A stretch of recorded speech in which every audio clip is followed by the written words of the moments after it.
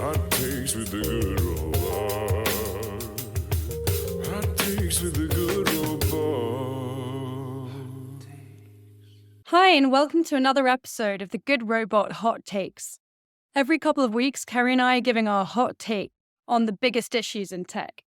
Our conversation today about what diversity means in tech takes us from the new Barbie movie to the Twitter rebrand, Ursula Andress, and all-women panels. We hope you enjoy the show.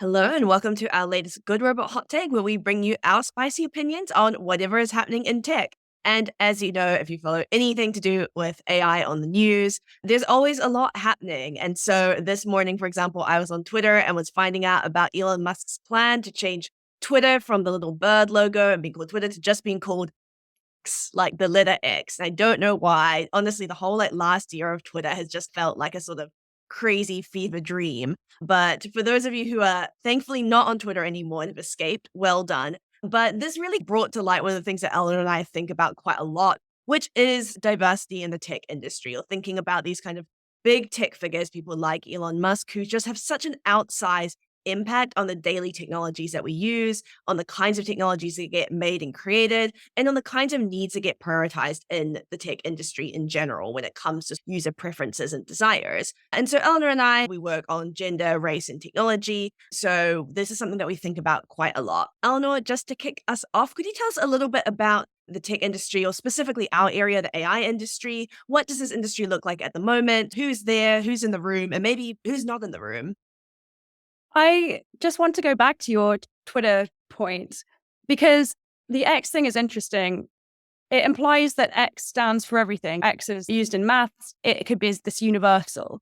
And there's something that's amazingly universalizing and yet also vague. And I love that because I feel like there's been this profound directionlessness when it's come to Twitter over the last few months or year. And I feel like the X captures that. But it also very much like the branding of it. It's just like black ground and then there's like black and gray X compared to the kind of cheery blue of Twitter and the white bird. It very much looks when they like brand things for men and it's like deodorant for men, like Lynx or whatever. Like if Lynx had rebranded Twitter, that's what it looks like. Yeah, like a bachelor pad or like the Clinique men line, Exactly. only use concealer if it comes out of a black applicator tube. Exactly. It's like you're a medicated color. Men can't stand any semblance of color or joy. So yes, it's also very on trend at the moment, given the sort of Barbie Oppenheimer film discourse going on at the moment. The rebranding of Twitter is very much in line with the Oppenheimer aesthetic. So it's about appealing to men under the guise of appealing to everybody. And that's a real problem. We look at diversity in a lot of different ways. I think that Kerry and I never really expected to be working in diversity and inclusion. We're gender studies people, so we look at particular ways that the world becomes masculinized or feminized, those kinds of processes where gender can be seen. Because gender is about understanding how people live in a world that is so structured by power.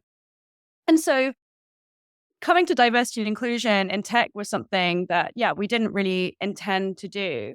And we look at it in lots of different, maybe surprising ways. So we are interested in those questions of who's in the room, but there's people that do it better than us, like Judy Wackman, or the people that have been looking at how tech companies and generally the workplace deals with gender for a long time. Instead, I think maybe what the contribution that I see in our work is that we look at things that you may not normally look at, like how is the idea of maintaining AI systems being thought about? And could we inject some ideas from feminist ideas around maintenance and an ethics of care? And then by looking at those things, we think, okay, we need also to have different voices that can introduce these kinds of ideas. Obviously, it's still really important when we think about which technologies can be harmful. For example, Internet of Things devices can be used to track and monitor people in the household, and this is often used by domestic abusers. Now, if you're someone that's already experienced domestic abuse, you're more likely to flag to your tech team that's something that could happen. And in the company that we were working with, that's what happened. There was someone in the team that had experienced that. And so they flagged it to the rest of the organization. And that's why you need diversity also, a diversity of experiences. It's not just women, right? Not all women experience domestic abuse, but it's usually women, which means that to have someone in your team that can flag that is really important. And I think this is a tension in our work that I certainly experience quite a lot, which is that on the one hand, like we see gender and race as these kind of socially constructed kind of systems of power. And so we don't really want our work to just be reduced to this kind of head counting, right? Of saying like who's in, who's out. But on the other hand, like we also do really believe in this idea of lived experience and the way that our lived and bodily and personal experiences are deeply political and that they really matter. And so in that sense, it actually does really matter who was in the room. And so I feel definitely myself oscillating between sort of these projects, which are very much about how do we create more meaningful, engaged, participatory tech design processes where everyone is meaningfully involved, but also recognizing that like just bringing people into a space, especially one, as Sarah Ahmed argues, that might not have been designed for you or for you to flourish, isn't the only answer and certainly can't be the whole answer. Yeah, this is such an important point that we bring all of ourselves to work. We all know this. You turn up and it's not just you and your expertise on the day, it's what you've been through that morning, and you can get ideas from all aspects of your work.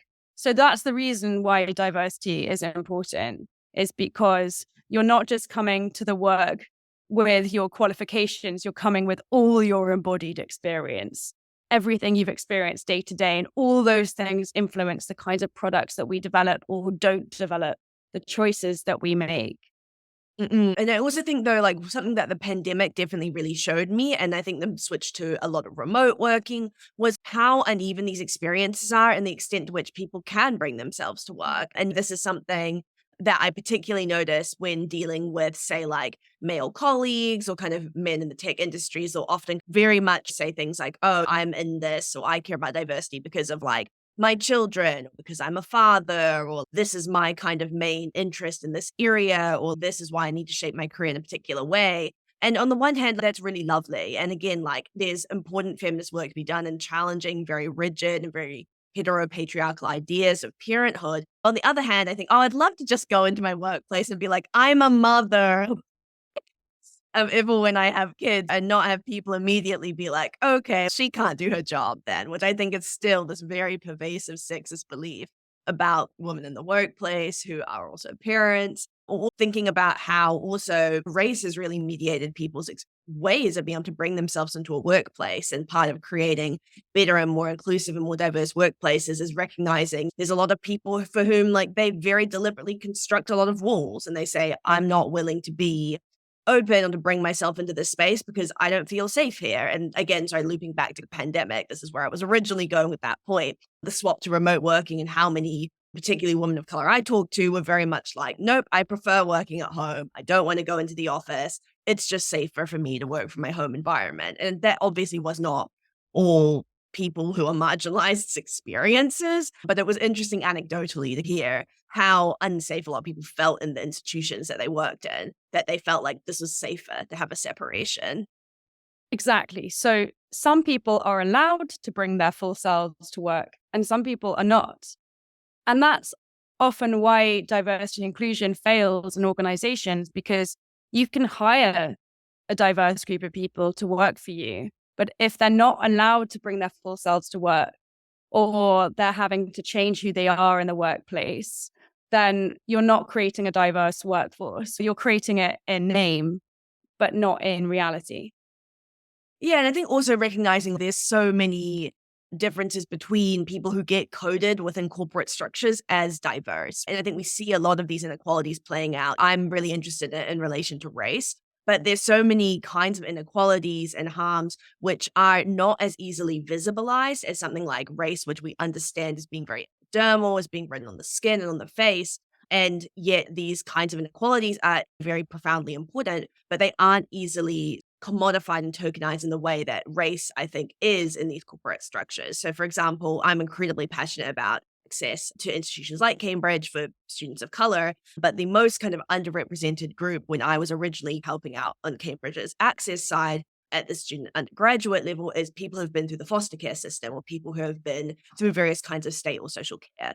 And this is a group I think that actually doesn't necessarily get the same kind of attention or talked about because it's not as visible as a kind of exclusion, but it's a really profoundly important one. And I'm sure there's so many other kinds of examples of this, of what kinds of diversity or what kinds of difference from this kind of very white sort of middle upper class heterosexual norm gets counted and what kinds of difference don't get counted.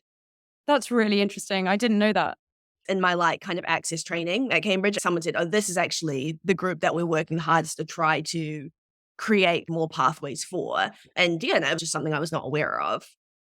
Yeah, you wouldn't be able to create that kind of diversity without knowing in the first place. And that's why a lot of this research, or however they discovered this, is a really important aspect of making institutions more diverse, because without that kind of informational knowledge, that group doesn't exist because we don't know that it's something that needs to change.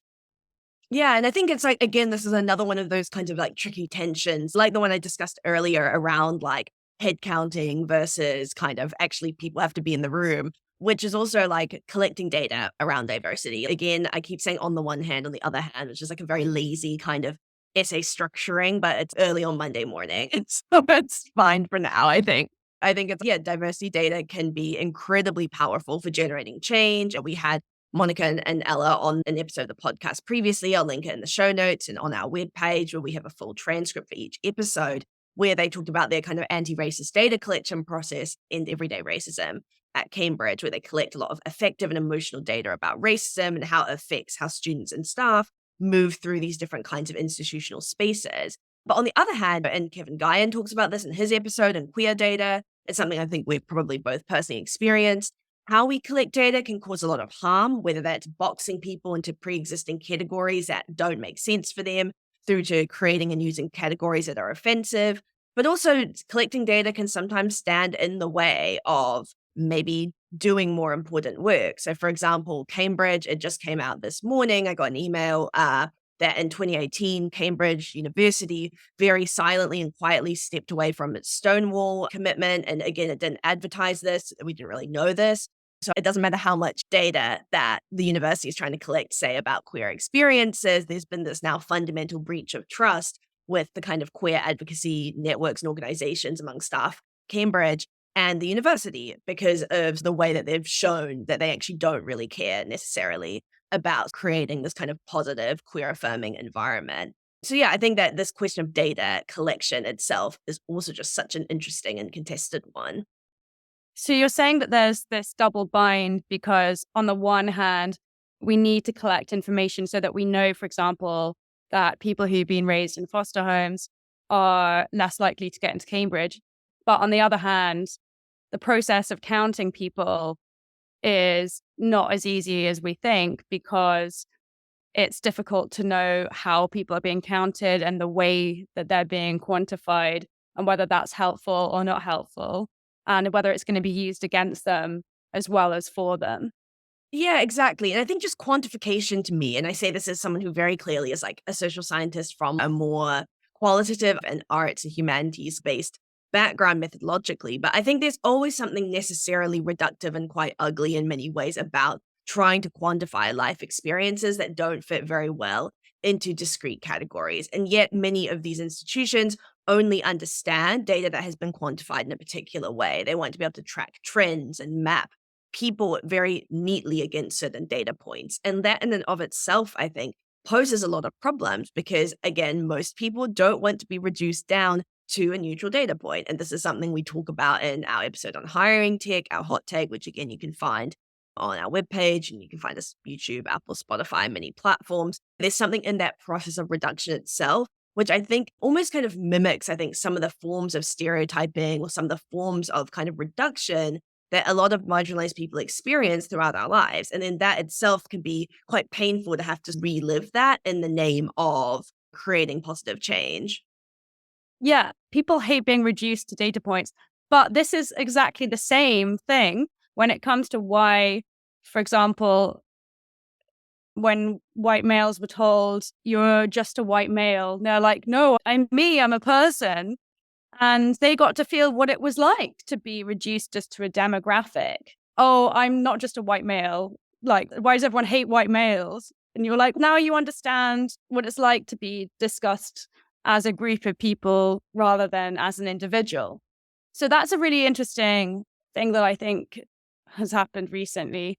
The whole like Ken and Barbie and Ken and like the kind of male outrage about the portrayal of Ken has been like very on point with this. And it's just, for those of you who haven't seen the Barbie movie, it is hilarious. But also Ken is just portrayed how every woman is portrayed in pretty much every single film ever written by a man.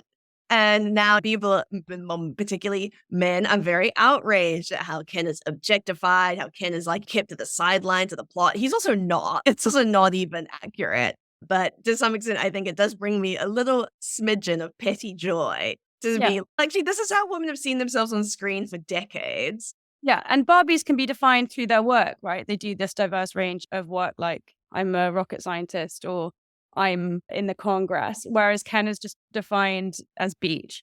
And beach is not even a job description. So there's this very kind of limited way that Ken can live because of what kinds of boxes he finds himself in, literally. I love the beach as well as his job because it also reminds me of every Bond girl like coming out of the water in a bikini. And it's like, was she just like waiting for someone to come by? And it's like, her job is beach. Like, what other job does she do? I don't know. And it felt very like an invasion, I think, of these very tropes, which are very normalized in film otherwise. Like, of course, there's going to be some woman in a bikini just waiting underwater with a straw to breathe through for some guy to walk by so she can come out of the water. But when it's Ken and with his job beach, suddenly it becomes this kind of big societal flashpoint. Yeah, that's excellent. And it's an ontological statement as well, which means it's a question of being, because beach is not a thing that you do. It's a thing that exists. And so if you are beach, that's just defines the whole of you. It's not something that you can, an activity that you can engage in. It's literally who you are. He is just beach and he cannot do anything else because he cannot even really do beach because it turns out the waves were made of plastic.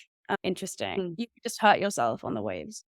Yeah, no, exactly. And I was actually giving a talk yesterday at this fantastic event organized by Green Lions, which is like an East and Southeast Asian community group around climate justice. And so if you are London-based and ESEA and interested in climate justice, definitely check out Green Lions. But it was on this idea of objectification and thinking through different kinds of gendered and racial histories of objectification and how that relates to environmental degradation.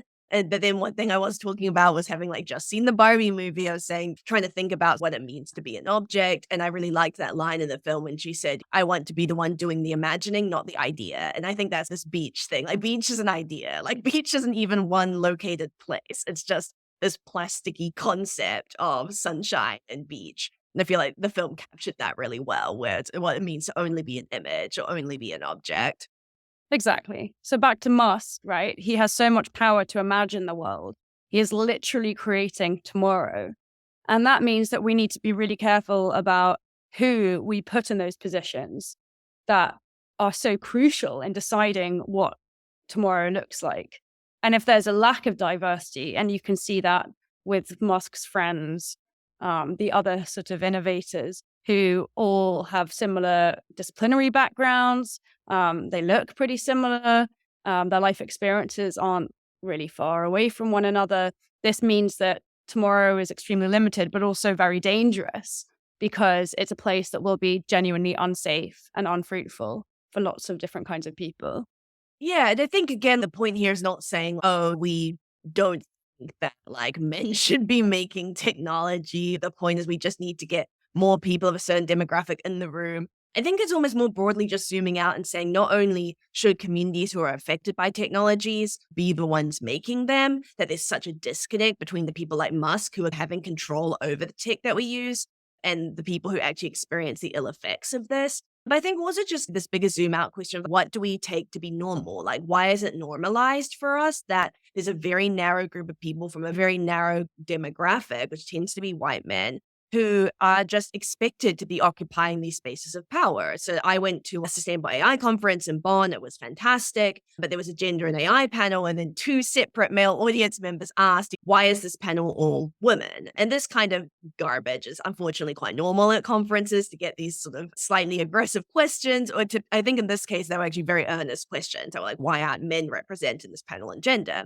To which kind of the panelists handled it very well. And they said, look, the point is not that we don't think men have important things to say about gender, because gender and patriarchy profoundly shapes and affects men's lives too. But it's just so normal to go on a panel, a conference on AI, and for there to be no women, for there to be one token woman, that we put together this panel of all women to show conference organizers and show people how many phenomenal women are out there working on AI.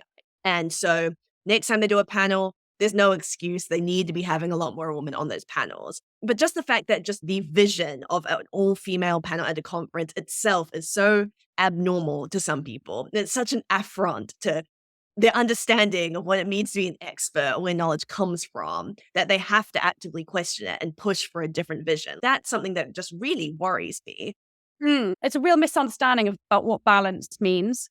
You're looking at balance only within the context of 4 people, rather than within the context of our entire sort of history in the past, however many thousands of years. You're trying to extract those 4 women from this wider context, where balance means slowly undoing the masculinization of most of these important domains, which is really close-minded and also a very kind of little angry thing to do. How annoying. I think only Ken in the Barbie movie is entitled to ask why Congress is only women, but we don't live in a Barbie world, unfortunately. And so you cannot imply that reverse discrimination is a complete undoing of the world in which we live, because it's unfortunately not. Doesn't even scratch the surface. Equally, an all-female panel is asymmetrical to reality rather than its opposite. Yeah, and I think it's one of those things where it is genuinely tricky in some ways to negotiate these questions around who speaks and how do you try and create spaces. And again, this comes back to this question of like, how do you thrive in institutions that weren't made for you? But like to create spaces where women's voices and marginalized people's voices are like meaningfully taken seriously, are meaningfully taken as expert voices, and are just treated equally and prioritized in this way, in a way that is sensitive to these kinds of centuries of educational exclusion, of systemic injustice that have led to people of color, women being seen as non-authoritative voices. But anyway, thank you so much, Eleanor, for joining me for a very long discussion of the Barbie movie. What a nice way to start off a Monday. If any of you are interested in some of the questions that we raised, we have a lot of different Good Robot episodes that touch on the themes we've raised around diversity, around inclusion, also around systemic change in the tech industry. And so they'll be linked on the transcript for this particular episode, which you can find at our website, www.thegoodrobot.co.uk. We also love to hear from listeners. So if there's anything in particular that you'd like us to discuss on our next hot take, feel free to write into us. Our email addresses are available, or you can find us on Twitter, Instagram, and TikTok. But until then, we will see you in a couple of weeks' time for our next episode. Hot takes with the